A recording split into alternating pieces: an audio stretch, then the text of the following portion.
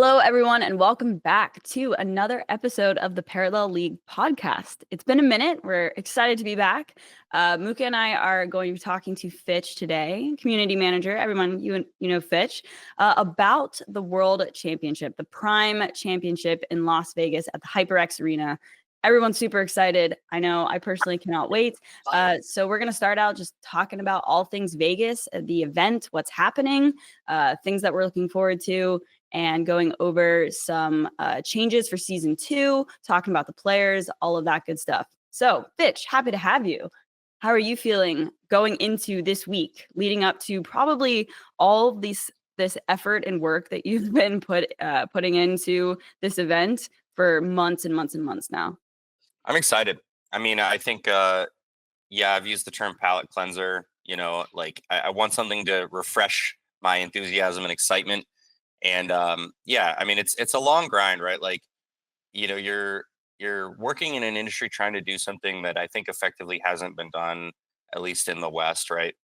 You don't really have a breakout hit in Web3 gaming. And so you're trying to push the envelope and do something that's not been done. And that grind is taxing. And not only that, but you have to create moments along the way that draw people's attention and create genuine excitement. And so for both reasons, it's like for my excitement and for the sake of others' excitement, this is exciting. And so it's like that 2-part where I'm personally getting a lot out of it in the sense that a lot of work has been put into it. It's special to me. It's special to get to see everybody, to see you, to see Mookah, to see Mark, to see, the whole community, folks that I work with, because we unfortunately don't get the opportunity to see each other IRL very much. That becomes really special. And I haven't gone to an IRL in a while. So for me as well, there's a gap between the last time I've seen a lot of these people, including CL. Probably haven't seen CL in well over a year. And I work with him every day. So, that for that reason, it's really cool. And then just because, this is a big moment for the industry. It's probably the most significant esports production in Web3 ever. And so it's kind of a milestone event, and there's a lot of different elements to the excitement and anticipation going into the event, some of which are more personal, some of which are more related to the industry as a whole. You're so excited. Like, I saw your camera shaking and I was like, are we good for a second? But it's just your excitement showing through. I need some stabilizers on the desk. I feel like this event, we're covering it a lot because of the tournament and the world champ. We'll get our first parallel world champion, which is crazy to see after the season that we've had. But it also feels like this event, I feel like it's kind of like a keynote. Like, there's a lot to expect. I'm sure you guys have a lot planned to kind of share and stuff like that. Is that some of the hurdles that you've been dealing with also? Like, what can people expect when they come to this event aside from the tournament? I'm sure there's so much kind of out there.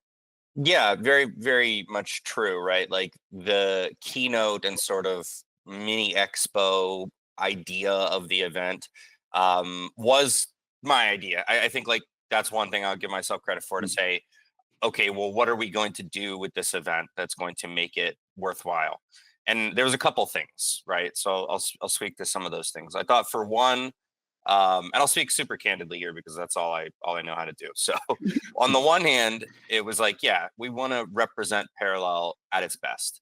You have this gap between reality and perception always. And I think the fact that we don't physically see each other and we don't physically see our community that often is a bit of a challenge, right? And so we and Allie knows this, this, Mookah, we've done events in the past. They've always been awesome. They've always been great reconnecting moments. So there was some of that, and the fact that, hey, if we're going to have this whole venue, if we're going to go pay for it and organize all this, we should also show off the other cool stuff that we're working on here. And that mini expo feel kind of came out of that notion. And then it was also okay, well, historically, there was not really much competition in Web3 gaming. And competition is the wrong word, but let's just use it for the sake of, understanding what I'm getting at here. Parallel was kind of clearly superior to other things in the industry that at least were newer things.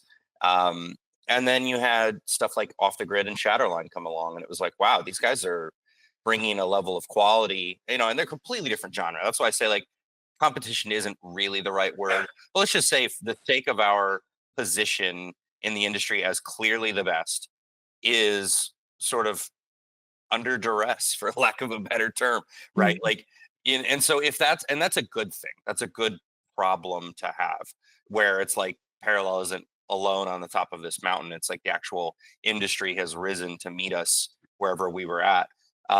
And so, what do you do in response to that?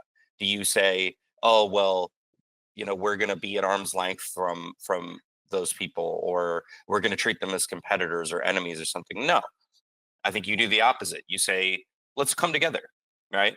Bring your people, we'll bring our people, we'll pool resources, we'll work together, and we'll throw an awesome event together at this venue. And we'll say, hey, we're the cream of the crop. And we're, instead of being enemies, we're going to be friends. And so that was my thought process, is like, let's bring them in as partners, not have them be competitors, and work together to make this industry a better place. Yeah, so just for the people listening who might not know the schedule, Friday is really the Shatterline off the grid day. And you can correct me on the timing. Is it a full day of like 9 to 6 of tournaments there, and their showcase essentially? And then Saturday and Sunday begin and end the Primate Championship, where we're going to be featuring 4 matches a day, pretty much. Yeah, I think that's the schedule. That's correct. Yeah, so they've got their own full day on the Friday, and that's going to be really exciting. They've invited a bunch of different influencers out there to play the game and sort of showcase matches, and they're putting up some light prize money, enough to keep it spicy, keep it interesting. But I'm excited for that. I have some IRL friends from here coming to the event with me, and they've seen big creators playing that game, and so they're excited about it as well. So yeah, it's going to be really cool as one of the other 2 best industry representatives, I guess I'll use that term, seeing what they're bringing to the table. I'm excited about that. And then, given the fact that yes, this event is primarily our World Championship event, that's going to be the Saturday and Sunday activities, where we've got a full day slate, as you guys know all too well. So This feels like a full-blown convention. Like it's the Prime Yeah. Championship, but it's becoming so much more than that. And it's reminding me of like when I go to a game developers conference in GDC San Francisco. Like it's blending together so many groups of people. It's not just the Parallel community. It's the Wolves DAO guys. It's the AVAX crew. Like there's so many people culminating in this one spot in Vegas, and so it's really a testament, I think, to how much power Parallel has, and how well it's perceived people in the industry. And yeah, I'm sure there's definitely a little bit of nerves, like going into this, like hoping things are run smoothly. But judging by how you're speaking about it, like I have full confidence, and I'm super stoked. I think we'll be fine. And I wouldn't say that I always felt that we were going to be fine, but like things have lined up to this place today, right now, leading into the event, which I'm not sure when this episode will go out, but today's Monday. So we're close. And I feel good. I Yeah. feel good about it. Yeah. Yeah. I mean, I think we've put in the work, right? Certainly you guys have put in the work as well. You've been around to see the work that's put in. But you guys as casters have been part of the whole journey of the league up to this point, developed your own expertise, and you've seen that this event has had, no exaggeration, probably 6 months worth of planning going into it. So yeah, I mean, sorry for the dog barking. No, you're good. He chooses his own way. It's part But of yeah, the process too. yeah, he's part of the process as well. Yeah. But I actually feel confident, and overall, like, we've done the work to get to this place. And so, hey, if we have an issue, so be it. But even the state of the game, which I think was like a valid concern going into it, the most recent patch, you would attest to this probably, Mookah, is like people are feeling good about it, people are happy with it. Yeah. There's a sense of stability from the community in belief in the patch being good. So even like the technical challenges that I think we were facing over the last let's call it 3 to 4 months, we're seeing the light at the end of the tunnel there. So overall, I feel confident in you guys as casters because you've been there putting in the work. I feel confident in, Mark and the production team because they've been there putting in the work. We've met with the HyperX team. They're obviously world class, at what they do. And then, from like all the other people on the Parallel and Echelon side who've been putting the event together, there's just been so much effort and attention to detail. Overall, you look across everything and you say, okay, I mean, what should I be worried about, right? So there are nerves, definitely, and I'm sure in the 24 hours before the event, I'll start to really feel it.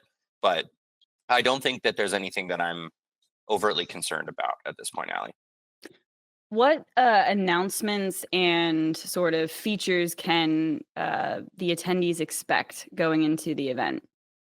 That's a great question. So I guess I'll start with the announcements piece. There is an announcement that Tau Ceti, the shooter project, will make. Looking forward to that. I think that's one that the community doesn't really have much insight into. So they'll get to see a little bit more of what's been happening there. I think the star of the show, in my opinion, you could make an argument that it's Wayfinder. It's a gaming event, so it's not Wayfinder, it's Colony, right? That star of the show as far as announcements are concerned will be less of an announcement and more of like an actual playable demo of Colony, which is crazy to me. I've said this before to ambassadors on calls. Like, I think it's wild that you're actually getting a playable demo of Colony at this event. Like, if you think about the technical complexity of what's going on in that game, the fact that it's not like a trailer or a reel, it's an actual playable demo. Now it's not going to be, every feature that the future game will have, but the fact that it's a playable demo is pretty wild to me. So you can actually be there and mess around with the game. And then, Wayfinder should have some announcements as well. I'm trying to think of anything else. There's a number of different sponsors who are there, which shout out to them. Awesome cohort, and hoping to, have their support for season 2 of the league as well. But they'll all have announcements and things and free stuff for attendees. Like, I mean, there's going to be a lot of apparel. I know of probably at least 4 shirts that are getting put into people's hands.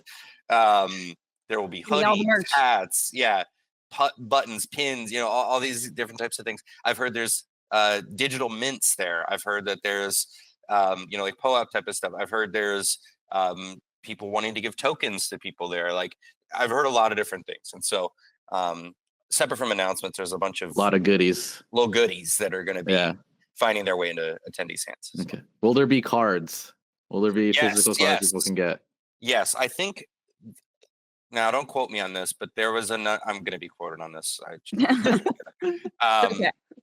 I heard there was like 40 boxes. Okay. Yeah. Yeah. So there should be a healthy. If there's that many in Manila, I got CL to give me a box to just like start throwing packs away. Yeah. I'm gonna He try will to probably find the do plug that again. again. Yeah. We also bought this ridiculous like display case thing to put toys in. So sick. We're bringing some of the toys, which you guys know are like full detail figurines. I mean, to say they're toys is like to say they're that action figures, Mom. Yeah, to say that a sword is like a toy, it's not. Like it's an object of importance. And I mean, we have the trophy as well, which you guys have seen some details of the trophy. It's wild, it's epic. So we are going to prominently display the trophy as well. And then I think like to the question, the spirit of the question, there's also going to be awesome people there.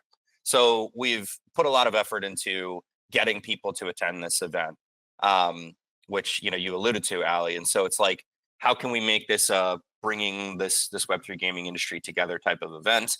And that's part of the reason why it's great to bring in Off the Grid and Shatterline, because if it's just a parallel event, it's like you're going to get great attendance, but you may not get every type of industry participant out there. But if you bring in them as well, then you're like, well, hey, this is just like cream of the crop of Web3 gaming showcase.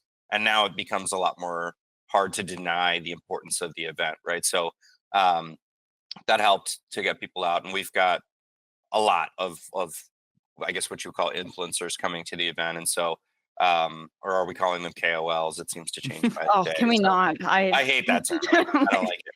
But yeah, we've got Creators is my favorite word for creators. it. Yes, Yeah. Yeah.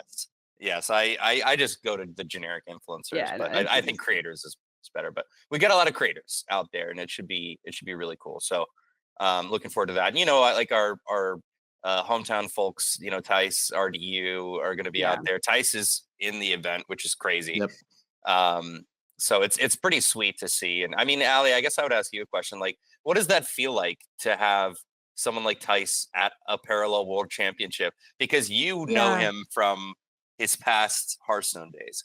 Honestly, it's extra special for me, I think, because like seeing these crew of Hearthstone players that I've known for, I don't know, maybe like 7 years now at this point, like seeing them be superstars in Hearthstone and take to Parallel, and us like all going to sort of be in the same place is really special. Like I can't emphasize that enough. And the fact that Tice qualified like is just so awesome. Fino, Tyler, Viper, Sequinox, like I'm gonna forget names here, but everybody, I've heard of these people or I've met them over the course of like pretty much a decade of my life. And to see them, take to Parallel and all be in one spot together is magical. So I'm truly so excited. But I think that's actually like a really nice segue because, there's all this stuff going on about the event. But at the end of the day, we're here because 16 incredible Parallel players have made it here because they're fantastic at the game and they've grinded it out through the entirety of season 1. So Mookah, do you want to do the honors of kind of going through each of the players and giving them their time? Yeah, I mean, I'll try to do my best. We got 16 of, straight up the best players that Parallel has seen yet. Tice, we've already done a little introduction. We're one of the most well-known, like, card game players of all time, like with Hearthstone and his success there. And to have him compete is absolutely crazy, like you said. Gmon, also a Hearthstone player. Hylas Diardi. Should I start naming bonds for these guys? Do we want to Yeah. do? You got him. Sure. Yeah. So Gmon is Tice. I don't think is officially with any bond. He's a solo player, just kind of kicking butt and taking names. Yeah. Gmon and Hylas Diardi are both from Exile, 2 Asian players that have been doing pretty well.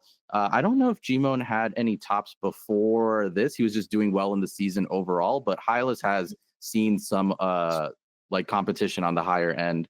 Jarla, I mean, this dude is like the Terminator of TCGs. Yes. Jarl Like this insane. dude is an absolute beast. Like he played a tournament while preparing for the Hearthstone like World Championship. Like dude's a monster. Viper, also well esteemed Hearthstone player. It was actually very cool to meet some of these guys in Manila, like Jarla and Viper, because like you said, Ali, like I watched some of these guys playing the game in general, and to meet them and see their enthusiasm for Parallel while just being like good, down to earth people, it's just really sick. Like Viper was shocked that people were asking him for like pictures and stuff because of his Hearthstone days, and it was really cool. Brighty is he's played other games before, but like I mean he's like one of the first I guess like straight, I don't know, people out of the Parallel scene, like more organic through just the community and stuff. Very avid in the Web3 space, found Parallel, and he's been just doing really well. I mean, I consider him a good friend. I'm happy that he made it. He's got the signature mask now, which we'll probably see on stream too. The little ninja fit. Sparkling is another Exile player. Oh, I forgot. I'm forgetting the bonds as we go. Jarla Devmons, Viper, Contagion, Brighty Exile. Sparkling is also Exile. Chinese player, I believe, who made it, who's our final confirmation, which is cool. I'm glad he's able to make it. Really solid player. People kind of joke with him that he's the high roll king. He's him and another player that is on here are usually fight for that title. So we'll see how they do. Fino, another Hearthstone name, playing with YGG. This dude is a monster. I mean, he does like he's some of these players that come from other TCGs. is it's really cool to see that they have their own style in this game as well, and they do well. And Fino's one of those players that kind of sticks to his style and somehow still performs. Really cool to see. Lambie is playing with Devmons, another Hearthstone name. I mean, he's competed in Yu-Gi-Oh! World Championships at a young age. He's completed at the top level of Hearthstone. So like top Marvel Snap creator, now competing in the first ever Parallel World Championship. Like this guy is, I don't know, what do they call it? The Renaissance man of Parallel TCGs. Just do it all. playing. He kind of is that guy. Yeah.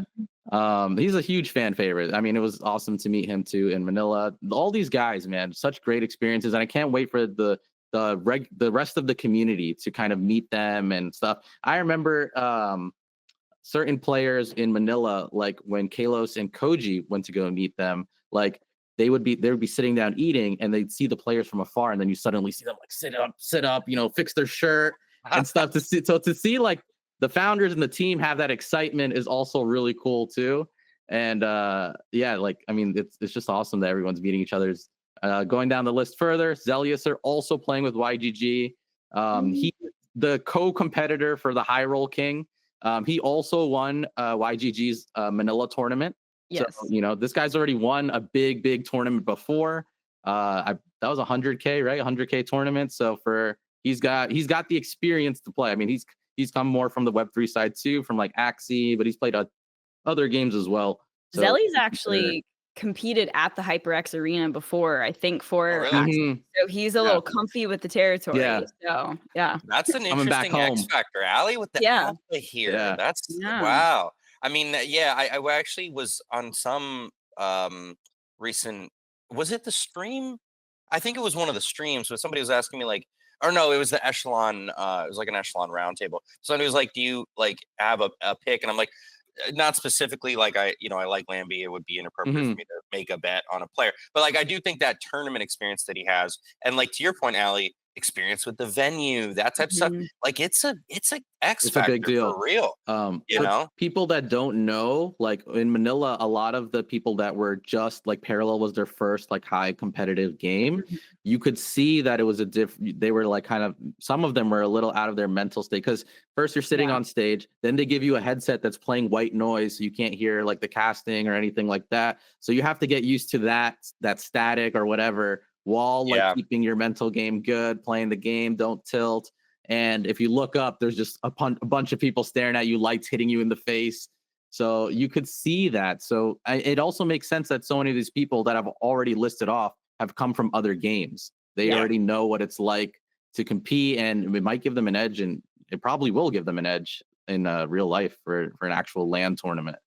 Yeah, it's tough. I mean, all those details, like you said, just can throw you off. And if you're ready for them, that could be a competitive advantage. Yeah, for sure. 100%.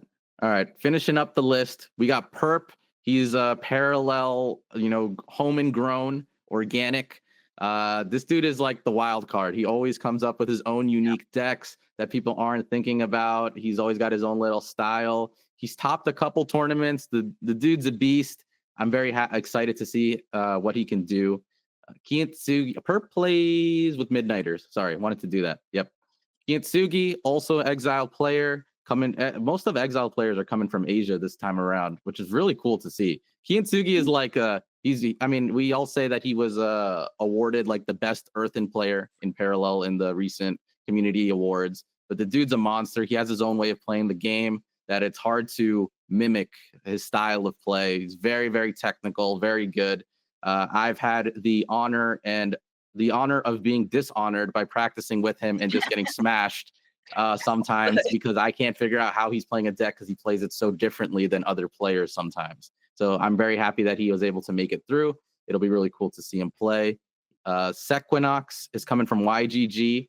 If you guys haven't noticed, there's one more YGG player we'll get to, but every YGG player has made it, which is really cool. They're 4 for 4. Yeah, that's crazy. And Sequinox is just a monster. It's like everyone you've read off on this list is just like monster. Like it's crazy. The level of competition is going to be through the roof. I mean, anyone on here could win this event, genuinely, right? Absolutely. 100%. It's just, you look down the list, it's like, this is unbelievable. It's crazy. so many of these players, like maybe there's a few people that are new because to TCGs because of Parallel, but for the most part, the majority of these names are, Mookah, you said, are practiced like competitors from other games. Like if other TCG players from Web 2 or whoever is looking on to Parallel and the championship, and you see these names, it's like, you got to take it seriously. Parallel is a hard game, there's it's a very hard game. Here. Yeah, and I think to that point, Allie, like the one thing that we've gotten pretty right, and we still have a lot to improve there, is just like having a competitive, high level title, right? Like the new user experience, that's got a long way to go. That's kind of the priority now. But that experience for the upper echelons of TCG, like, hey, are you a serious player? Do you like to compete? Here's a home for you. And that was the idea. And clearly, based on this list, that something's working out, right? Like something's happening there. So it's pretty crazy to see. 100%. And with Sequinox, I'll give him his flowers because he'll be upset if we say his name through the segue and don't give him his flowers. He's also one of like the creative geniuses of Parallel, coming up with his own decks, his own style, and he's played other games. Like I think he's played Axie competitively, Dota competitively. Like it's very rare that you see a TCG player just have such good mechanical skills in a game like Dota. So to see, I've seen him play. I've played Dota. I wasted my life on Dota. I did not get good. So to see him also do well in that game is absolutely crazy. And he's also a tournament winner, is he not? Yes, he won oh man, what did he win? The Creator Invitational? I remember picking him as my champion for that tournament. It might have been, I thought it was like the second. Lambie won the Paragon. It was a minor. It was a minor, wasn't it? I think it. Oh man, been a minor. Yeah, I don't remember. I remember Lambie won an Open. I think Sequinox won the Creator Invitational, but I don't know. But he's topped a bunch of tournaments there. Yeah. All right, we got our last three. Dual Note. He comes from Tilt, so it's really cool to see him make it through. More of like his shining moment is through Parallel. So really cool to see him make it. And I like the mix. Like we have some players that obviously are big competitors, but to also see them joined by people who are shining through Parallel as their first big like esports game, really cool to see. And then the last two we have Tyler, the last YGG player to make it. Also a home name for TCGs like Hearthstone. He's had great success there. And to see him make it is sick. And then last, we have Jobset, who joined the season pretty late, but he's also a Hearthstone player, did really well in Hearthstone. To see him make it, like, as a testament to, like, I guess how the season works, like, he was able to squeeze through in the end. We saw, I think our first thing seeing him was Major 2 was his first big appearance. He made it straight to the finals. He, like, qualified, made it to the finals. Almost like took out Manos. It was a very like a nail biter game, and to see him make it to Worlds now is absolutely crazy. Yeah, we have fun facts. Not a single U.S. player. Wow. All right, we gotta. That's crazy. Wait, is that really true? Europe and Asia. That's how it goes for esports. Or Canada. Neither Canada either. No and North America players. Because the company is based in Canada. That's wild. That's how it works in other games. I will say that sometimes the Europe and Asia scenes, like just man, North America needs to catch up. We got it. We got to do better. I am shocked. That's not a single player. All right, season 2. Wow. Come on, NA. We got to step up. I don't know. That's insane. That's unbelievable. There was a few in the actually. Mark, can you find out how many were in the knockouts? I don't know if that's easy to do or not. That would be interesting, because if not that many came from the knockouts too, then that's like a clear sign that NA needs to step up. Or it's like, hey, if they got beat, that's another type of sign. Like I would be very curious to see, hey, are they just getting beat by players from elsewhere, or like they just weren't there at all? I mean, that's a really interesting. Wow, that's a crazy stat. I am super shocked. I don't know. One person from knockouts was it really just Manos? I was gonna say Manos is our champion. Yeah, and let's be honest, I don't think the format necessarily did him any favors there, because we all kind of feel like Manos should have been in this, right? Oh, Like, there's and that three. seems to be a consensus. Yeah. Yeah. So I mean, okay, that's actually a good point because we can segue that a little bit into some season 2 changes. Wait. There were 3. So But- Satena, Ganera, and Manos were the 3 NA. But yeah, go ahead, Ali. Before we segue into season 2, I just want to like go over some of the first matchups because the bracket was released. Let's so do we that. would talk about a few of them. I like that. Yeah. Brutal first one I have to mention is Fino versus Tyler. Yes. Are brothers, okay? They have been at like the parallel journey together every single step of the way. And so the fact that they have to play each other right off the bat, like, is just that hurt my heart when I saw that. Yeah, that was like, damn, that's really rough. I mean, Jason too is NA. Yeah, he's Canada. All right, so 4. So we got 4. Okay. Yeah. 4. That's not that bad. Not 4. Yeah. Okay. But that's a brutal one. I mean, just for the sake of not having like Mark get attacked in Vegas, the seeding was done based on the leaderboard. So based on how well you did on the league leaderboard, that's how you got seeded. But there's a few brutal ones. Like Fino versus Tyler is by far, I think, hurts me in the heart the most. I'm sad to see Kintsugi and Jimo. That's a friendly fire on the Exile side. Like these guys prepare together. When you prepare with someone and then you're like, I gotta verse you, like that's just hard. Rough. Yeah. And then they're not preparing together, but Viper versus Tice. Like those are like those are two giants, and to have them verse each other in the beginning hurts a little bit, but it's not the end. They do have double elimination, so they have to make it through. And I do want to note the caveat that the person that makes it in the finals from the double elim has to win 2 sets. We're doing it like the true way. It's not like you make it to the finals, you win 1 set, you're the champion. If you're on the loser side, because the winner technically only had 1 shot, where they should have 2 shots, because then they go down to the lower bracket. So it's still gonna be pretty tough. The lower bracket has to take out 2 sets of the person in the finals to make it through. Yeah, that's I like the way that piece shaped out in terms of the actual final competition itself. Yeah, 100%. It's gonna be, I don't know what to expect. Like you said, Fitch, like anybody could literally win this tournament. There's not a name on there that I would see and be like, how did they win? Tice, despite his sort of credibility and reputation, it's like was not somebody that I don't even think he expected to be in this event necessarily. Because I was talking to him and I was like, hey, we want to like get you out there if you don't make it to the event. And he's like, he's got family stuff and everything, but he's like, I'll still try and make it if I don't make the event. But if I make the event, I have to compete. And then he made the event and he was like, this is insane. I was like, yeah, it's just crazy.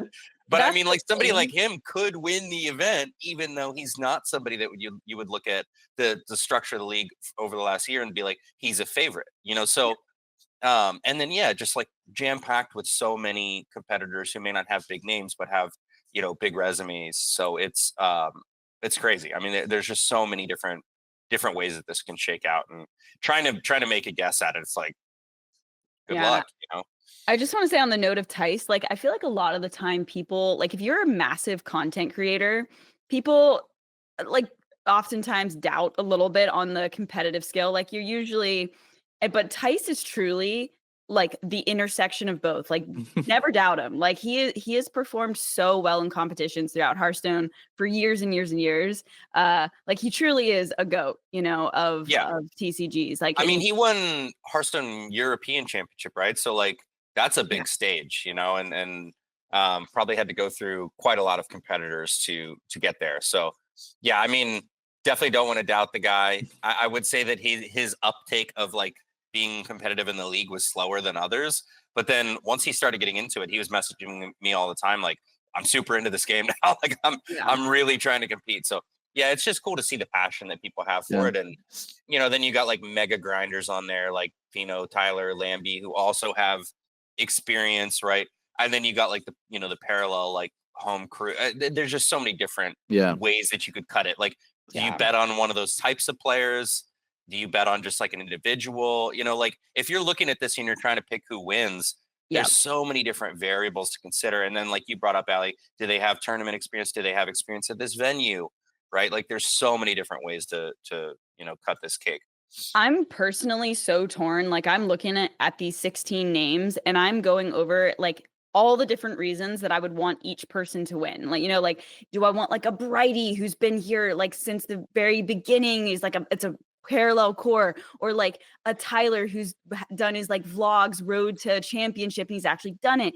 Tice for the like, his popularity of like being such an amazing creator and like bringing attention to, like, there's so many different dynamics of like each of these names that I'm just like, I think truly whoever wins, I'm super, it's going to be amazing, and it's like wild to wrap my head around someone taking home that massive trophy and it like existing in their home for the end of time. I don't know. It's just amazing. I'm actually probably most jealous that they're getting that trophy. Like, the prize money is fine. That trophy is so sick. Yeah. That's crazy. No, the public hasn't seen it yet, right? I don't think they've seen it at all. Keep it a secret. Let's just show them on. We're doing a reveal because Kalos, you know how he is. He's like, let me tweet it, and we were like, nope, don't tweet it. And we're like, you're gonna do a reveal on stage of the trophy. So at some point that will happen in the production. So yeah, I'm looking forward to people seeing that and being like, whoa, that's different. Yeah. For sure. All right. One more thing before we let Mookah talk about season 2 here. I do want to give a shout out to Excelsior. He's doing the Road to Prime. He's doing a lot of really amazing player interviews. So I totally think you guys should check him out. You can find it on the Parallel League X account. So x.com/parallel_league.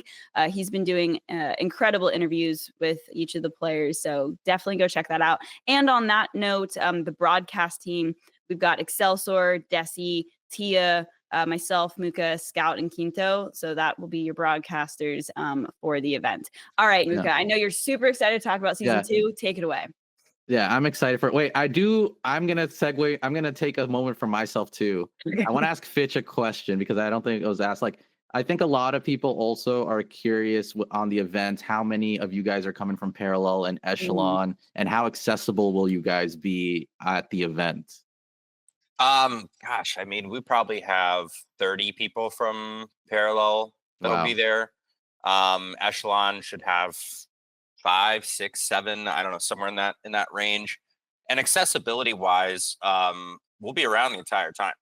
So, I mean, there will be obligations that, for example, I will have for the event, but if I'm not doing one of those obligations, I'm going to be mingling with people the entire rest of the time. So yeah, I mean, we've certainly got a lot of people that will be there, and there will be ample opportunity to talk with us for sure.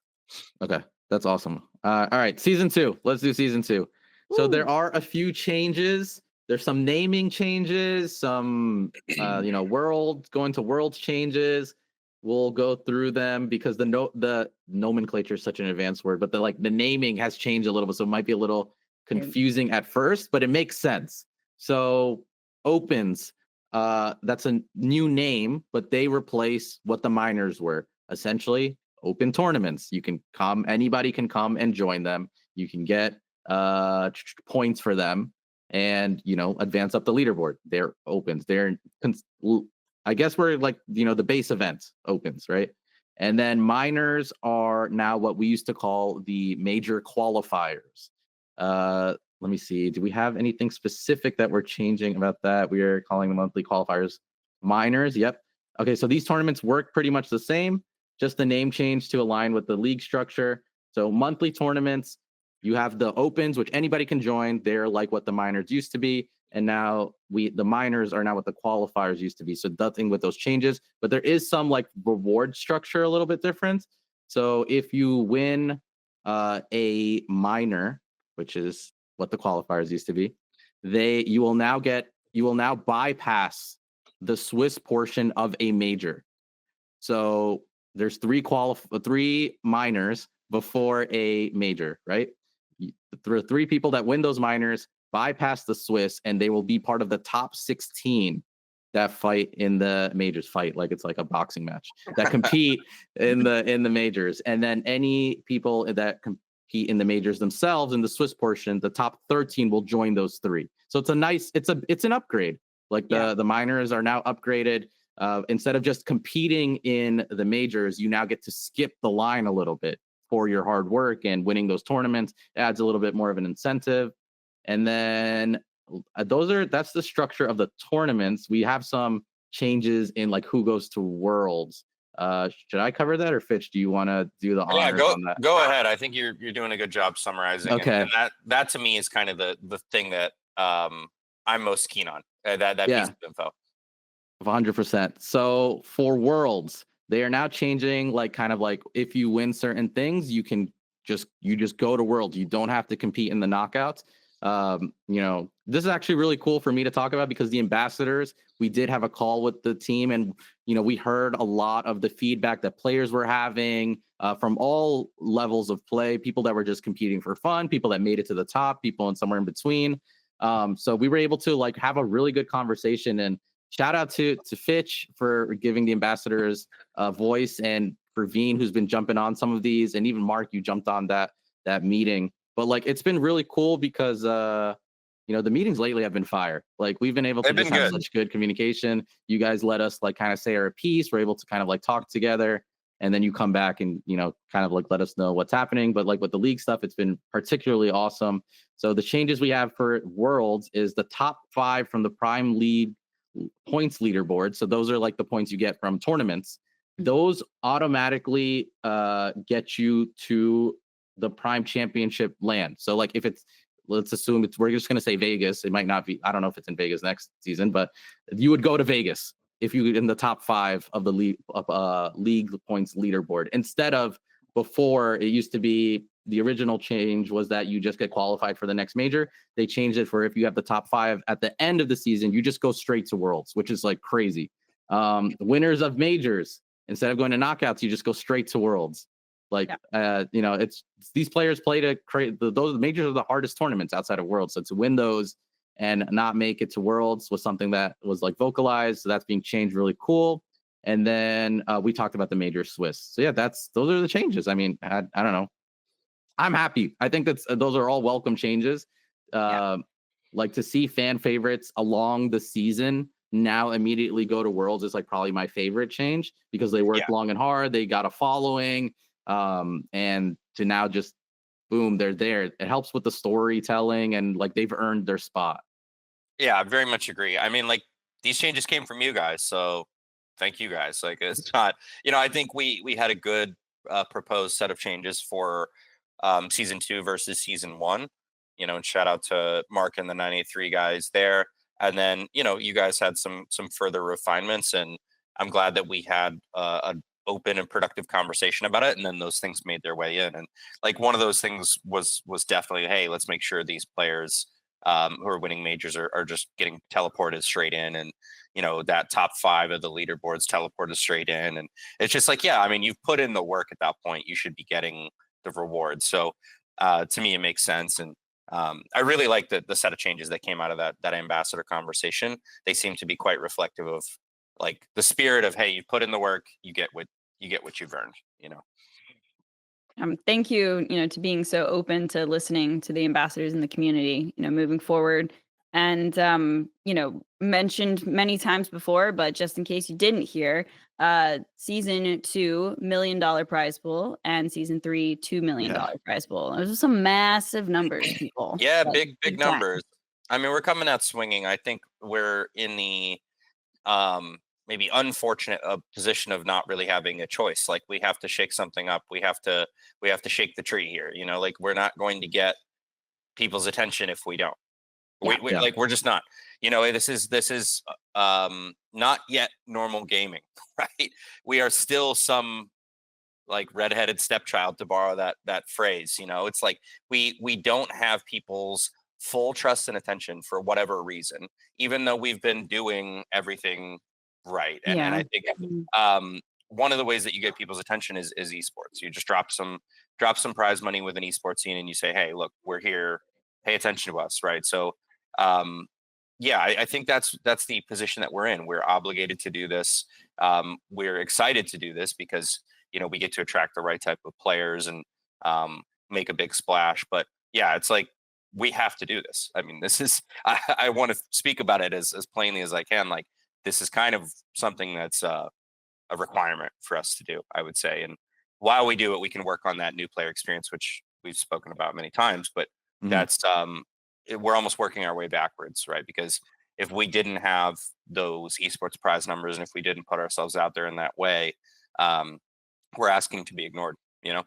Yeah, I think there are really two pillars here, going into next year for Parallel. And one is, of course, the championship. Like, as you said earlier, Fitch, seeing people come together, like, it makes it more real, So for naysayers, people who are, suspicious, whatever, like seeing years of competition culminate in one spot should speak volumes to people.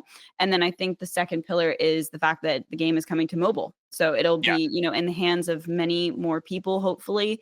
And those two things combined, the proof in the pudding of the championship, and then more accessibility. So I think those are very key. And also, I just want to mention that season 2, the first open is actually March 22nd and 23rd. So that's an announcement. Those dates haven't been released yet anywhere else. I didn't even know those dates. Yeah, so the 22nd and 23rd. I didn't know those dates. You heard it here first, folks. Who's your plug? Yeah, he's somewhere on this Google call. I don't know. Yeah, that's sick. Okay. I like that. And you can always go to parallelleague.game, for the schedule and more information about the league. But yeah, season 2 starts pretty much just as the championship is ending. So I believe it's March 6th is the official start date. But yeah, lots of things coming. I think it's all going to start really ramping up in season 2. I hope more players from other games, like, it gets their attention, and we see, some more NA names next year's championship. Come on, people. Unbelievable, really. I've seen crazy. We're getting our asses kicked here. Yeah, I've seen wild. The Europeans do more recruiting too than the NA, so I'm a little scared. They are doing more recruiting, and Asians are doing more recruiting too. Yeah. So yeah. Where's the recruiting? Like, what are we? Do we need to make some efforts here, Mookah? This is wild. I don't know what needs to. We got to figure it out. We're gonna have to figure something out. I'm wondering if there's anything about the tolerance to, like, Web3 games being a little bit higher. Yeah. But you wouldn't look at Europe as like super tolerant of Web3 games. Like less so probably than NA, right? So like, I don't know. I don't know that we can write it off there, Allie, with that. For Asia, 100%. You'd make that argument. I don't know. I don't know.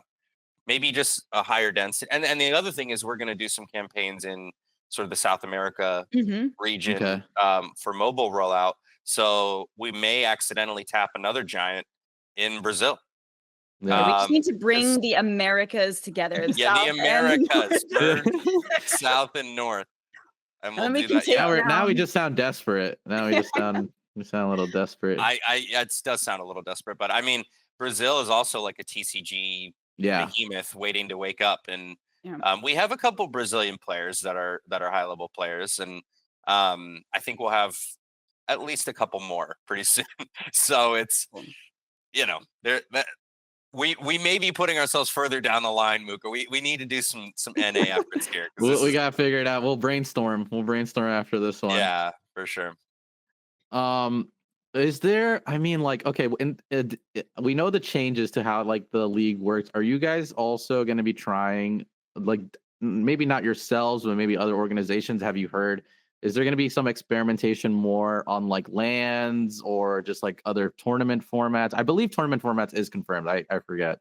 There's different stuff with tournament formats, and then like you may have seen Rev is like trying to do this fight night thing, and I think that's a really cool concept. It's funny because I was talking to I think I can say this, but I was talking to, I'll just not say his name. I was talking to a professional poker player about setting up some tables and maybe doing some stuff with some poker while we were at Worlds.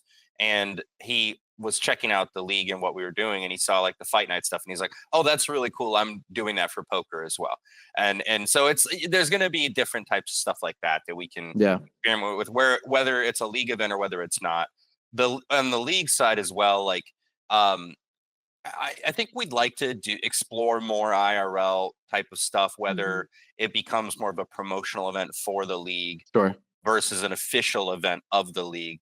as we've discussed, you guys are privy to all of these discussions of like, it is difficult to do an official event for the league in a different place. As we can see with Vegas, just like the amount of production and resources and in time and focus that goes into it is pretty extreme. So can we do official league events in different places? Well, that remains to be seen. But can we do promotional events around other types of activations in different places? Sure. And we can at least use them to increase awareness of the league. So yeah, will we see more of that type of stuff? Will we see these other experimental formats by community members or community groups? Yes. Will we see different types of formats within the league? Yes, we'll be exploring that type of stuff. So I think the answer is kind of like yes in a lot of different ways. Okay.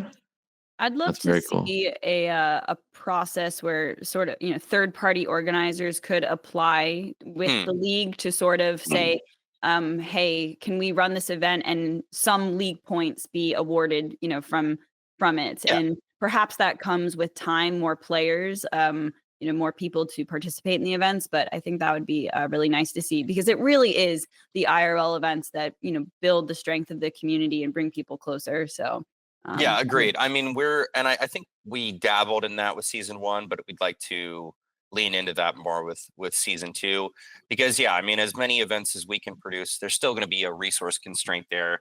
We don't have infinite time, but if we open it up for more people to make their own types of events, whether we're giving them points or prizes, we can still facilitate that type of activity. And I think we should, Awesome. Yeah. I'm so excited for this event, man. It's going to be great. This is what we need right now. Like this is what we need right now. Yeah. I think we're going to have a really, really good time. And I think everybody's going to leave there feeling refreshed and energized and like excited to slam the pavement this year. Because I mean, like I said, it's tough to go years and years and years and build this type of thing. Like no matter what role you play, whether you're on the team, whether you're in the community, whether you're more like community leaders like you guys, like it's just tough. Like you wear yourself at the grindstone over time, and you need these like moments where you kind of go back to the well and refill your energies, right? And like this is going to be one of those moments, and maybe the biggest moment of all, because we're going to see sort of things that Parallel's built be at a stage that maybe people don't realize that they're at. We're going to see the TCG at its highest expression, right? The biggest stage, the best version of the TCG we've had. Mobile will be teased there and all that type of stuff. There will be like influencers in the building. Everybody can kind of celebrate where things are at. And so we will have a chance to refill each other's energies there. And I'm excited for that piece where we're going to leave and be like, okay, I'm ready to like attack the year, Yeah. And name reveal for Tau Ceti, right? I think that's getting announced. Yes. Are we allowed to say that? I think. Yes, I think we are allowed to say that. Yes, I think we are get a allowed to say that. DM after this. Like, we need to talk. Yes, and then we talked about earlier, but Colony. I mean, I'm just so excited. So there's so many things going into this. I almost feel like, I mean, the thing I'm most looking forward to for 2025 is this event. So it's all downhill from here, because I'm just there's nothing else to be excited about. I think reframe that, Allie. Reframe that. We're gonna repackage that one. No, it is the beginning, the spring, of all the excitement. This was my theory. I have this weird kind of like I cook up these weird theories in my head, but it's like I felt like it seemed pretty clear at one point that, hey, we've hyped up Q1, but I think the first half of Q1 is kind of going to suck. Like the latter half is going to be awesome, and like especially right at the end, right? That and that's pretty much what's happening, and like it's a springboard into a lot of momentum around mobile rollout, which effectively begins right after Worlds. Season 2 begins right after Worlds. Everybody will be in the room feeling fresh, feeling energized, feeling excited at Worlds, seeing those products. I mean, I've said this for a while, and this isn't meant to be diminishing of the TCG at all, but I think like Colony is a potentially revolutionary type of product in gaming. And so, being able to see more of that and see people's reactions to it is going to be awesome. Just kind of gauge how people are feeling about it. And I mean, do you have enough devices set up in Vegas? there is a lot of PCs at HyperX. Okay. A lot of PCs at HyperX. So I don't think that demo is going to be loaded on a lot of PCs. From my understanding, it will be loaded on like 1 or 2, and then you can like go up and get your time, and then Oh god, the line on Yeah, that go will be away. massive. It's going to be a line, and we've put it right near the entrance too. Okay. So we're basically like, hey, by the way, it's right over here, type of There's gonna be a line out the door. You're doing like secret marketing. Like, what's everybody waiting for? What's this big line? Yeah. And I mean, we've put like Off the Grid and Shatterline in that like lobby area too. So people are like seeing hype, they're seeing players, they're like, what's going on here? They come over, they're like, oh, well, come on in, so we can do some different things. I'm excited. Casters have an early call time, so Mookah, you and I will go like early, get our time if it's in. set up, we gotta like beg someone to Oh, turn the true. computer Wow. on. Yeah. There we go. Turn this on right now. Before everybody else gets here. Yeah. Well, look, I was already so excited, and this has just increased my excitement levels even more. I think that we're probably about at time. Is there anything else that you want to mention about the event? I mean, you've covered so much already and expressed your excitement. Mookah, Fitch, any final words before we wrap this? I don't think so. No. I mean, we talked about all the stuff that's kind of right around the corner and it's exciting. So yeah, I mean, looking forward to season 2 mobile rollout. Colony demo, Wayfinder demo. I believe that will also have like a more full demo at Worlds, cow setting aim reveal, et cetera, et cetera, et cetera. Shit ton of shirts and merch, digital mints, token. Like it's out the wazoo. It's crazy. Yeah. I mean, it's and just seeing everybody who I don't unfortunately get the chance to see very much. That's going to also be really, really nice. That's going to be the best part. I think so. Yeah, as you were talking, it gave me inspiration to just say, like, if you're coming and you're part of the community, like, do not hesitate to say hello to like anyone. Like in my experience, believe it or not, we're nice, right? Like, they're all very nice. Even if you've called, some of us dumb sometimes, we'll still be very nice to you. I feel like a solid percentage of people there have called us dumb at some point, and we don't care. Okay, like it's fine. It's all good. Don't worry about it. It's gonna be a good time for like 6 months.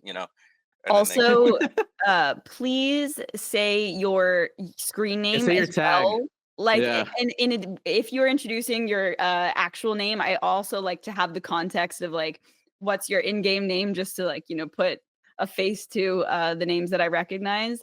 And also just a thing to the attendees, make sure to take content, like I really would love to see Parallel put together, a some kind of a video of all of the different community members and stuff like that. So don't hesitate to like take pictures, as long as everyone's okay with being doxxed, of course, like make sure to take pictures and things like that, so you can like vlog the experience and those types of things.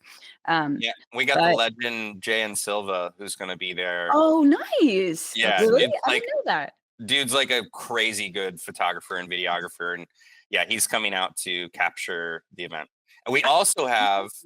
Should I reveal this? Should I just say this? Oh man. I kept you talking and now we get more. Maybe not. Okay, no pressure. I'm going to tell you guys after this. We have someone we have someone else from gaming media who is pretty significant coming to cover the event as well. So that's I'd actually probably like to connect you guys to this person, just to help them understand more of the nuance of who to talk to and what to do, because they'll be playing like almost like a caster role, but not a caster, because like they're going to go, hey, player, maybe we want to talk to this player, maybe we want to talk to that person. So that type of stuff, is going to be happening at the event. But photos, videos wise, we got one of the best to do it out there. And, amazing. If you're okay with having your picture taken, you can certainly do that.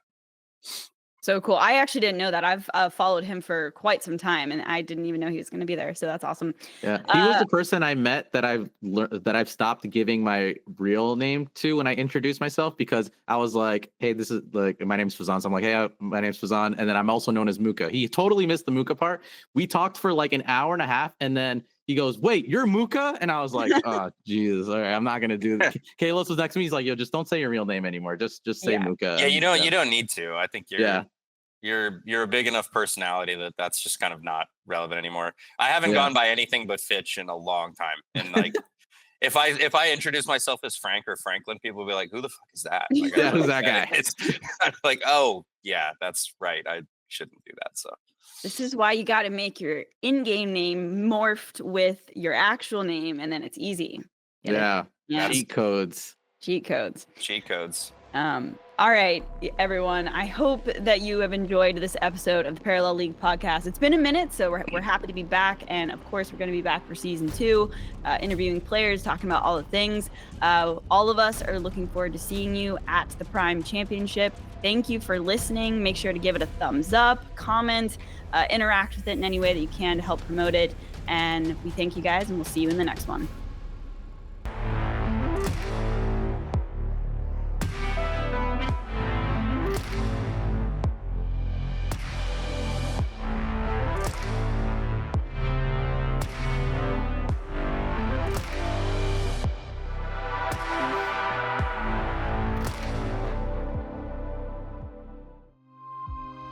This was a 983 Media Productions podcast.